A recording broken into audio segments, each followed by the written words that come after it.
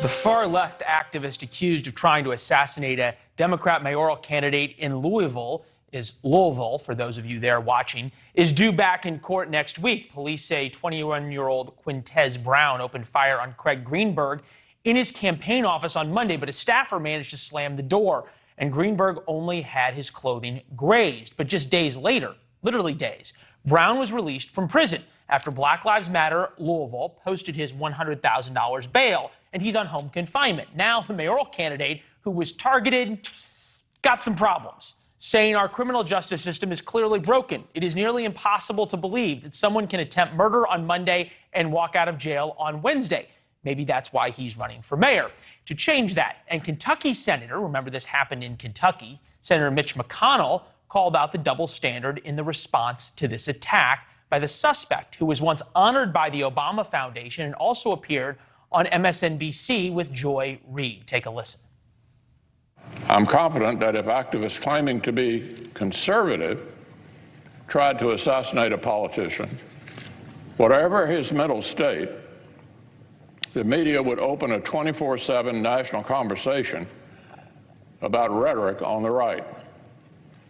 Somehow, I doubt attempted murder by a BLM activist will get that same treatment. With us now, Philip Turner, criminal defense attorney, former federal prosecutor. Good to see you. We'll get to the media criticism in a minute. Just from a sort of law perspective, if this was a would-be assassin from wearing a MAGA hat, would he have gotten $100,000 bail?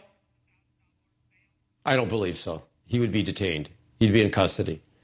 And how is it possible? Someone in this sort of situation should. How is it possible that you show up at somebody's office, you try to shoot and kill them, you're a would-be political assassin, and number one, you're allowed to crowdfund $100,000 bail to get somebody out of jail, and then number two, that the judge sets it $100,000?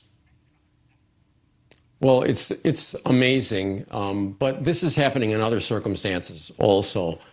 Where people are committing or attempting to commit or allegedly committing these kinds of very serious crimes like murder, and the evidence is extremely strong. For example, in this case, obviously, from what I've gleaned from the media, there's no doubt it's him. There's no question. But he should be detained. And they're saying that he has some sort of psychological problems. Well, that's all the more reason to detain him, because that makes him a threat not only to other people, but to himself. So it's just amazing. It's astonishing. But it's happening with great regularity that people who are involved in these kinds of situations are released on bond instead of being detained.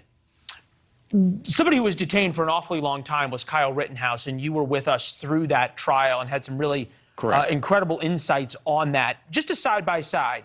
Quintez, BLM activist, tried to assassinate mayoral candidate, released 2 days later on $100,000 bail, had bail crowdfunded. Rittenhouse, shot and killed two in self-defense during BLM riots in Kenosha, released from jail 2 months later on $2 million bail, had his bail fund removed by GoFundMe. You think that's is it fair to compare these two cases? Well, of course it's fair to compare them, but you see the disparity in these things, and this should not happen. I mean, it doesn't matter what sort of situation it is. The situation here where this person obviously, allegedly attempted to kill the mayor, I mean, he should not be released. He should be detained. And as I said before, they said that he has psychological problems, and that's all the more reason to detain him. Now, I'm sure they're saying that he's being monitored, but unless they have someone sitting there 24/7 with him every second, there's no real monitoring, and it puts a lot of people's lives at risk. You put up the side-by-side of Rittenhouse and Quintez, and forgive me, but justice is supposed to be blind. It's not supposed to be subject to your political views or why you may or may not have been, what political issues may or may not have been motivated things. Certainly not supposed to be subject to the color of your skin. Why are we getting to this situation where that is exactly what's happening?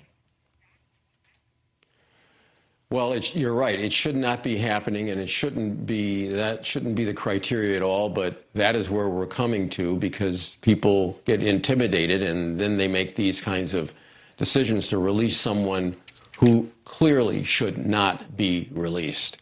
And it makes the criminal justice system more ridiculous than it already is. And I think everyone can see this, and I think people are mad and scared. And the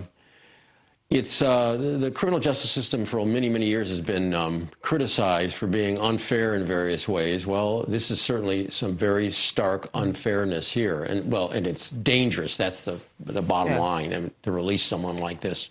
And so now it's gone from unfair to unfair and dangerous. Counselor, it's always good to see you. We appreciate it. Thank you. Thanks for watching. Click the red subscribe button below so you can get more of NewsNation's fact-driven, unbiased coverage.